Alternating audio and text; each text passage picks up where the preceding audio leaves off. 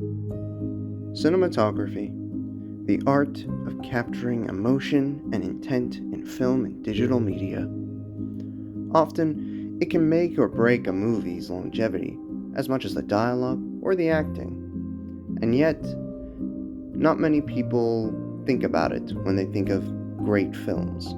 From the lights, to the cameras, to the position and movements of said cameras, so much can be said without a single line of dialogue. So today, I will be discussing a cinematographer that has not only been flying under the radar, but has made some of the biggest box office hits of this current decade. I am, of course, talking about Henry Brahm. I don't light shots, I light sets, so the camera can go anywhere within the scene. This is a direct quote from when he was working on The Legend of Tarzan back in 2016.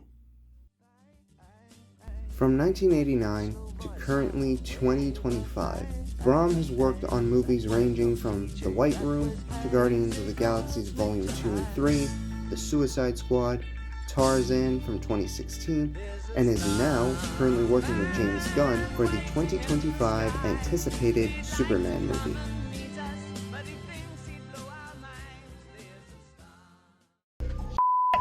If I were to describe Brahm's visual style, it would be dynamic, immersive, and deeply expressive, adapting to the tone of the world of each film while maintaining a signature sense of cinematic grandeur. His cinematography can be characterized with these following elements: lush naturalism, grand scale, vibrant high contrast spectacle, and gritty grounded intensity. For Guardians of the Galaxy Volume 3, Brahm leans into bold, rich neon and cosmic colors to amplify the sci-fi and comic book aesthetic.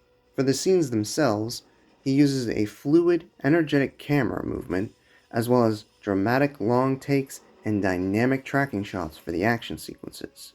For the more emotional scenes, deep, layered compositions, often with wide-angle lenses, creates an immersive sense of scale in this alien adventure. Now let's move on to Roadhouse.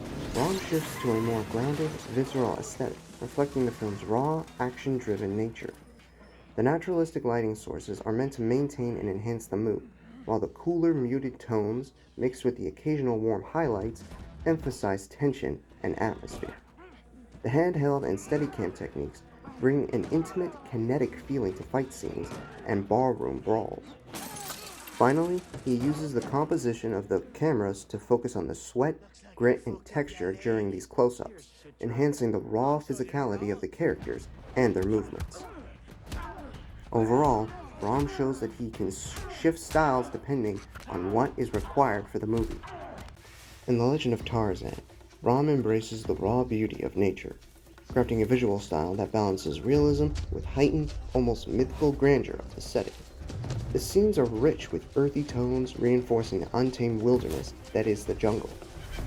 There is also the dramatic interplay of lighting and shadow, often using the sunlight filtering through the trees to create a painterly effect.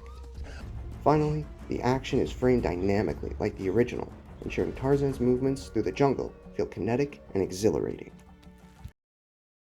If I were to describe Brahm's philosophy in cinematography, I'd say it's rooted in immersive and authentic visual experiences that serve the narrative and emotional core of a film.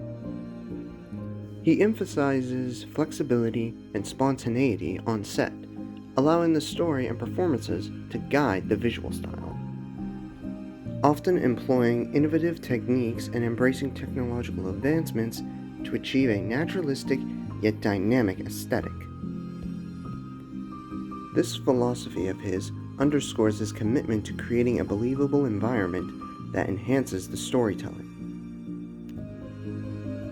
Overall, Brahm's cinematography centers on adaptability, collaboration, and thoughtful integration of technology to craft visuals that both are compelling and true to the story's essence.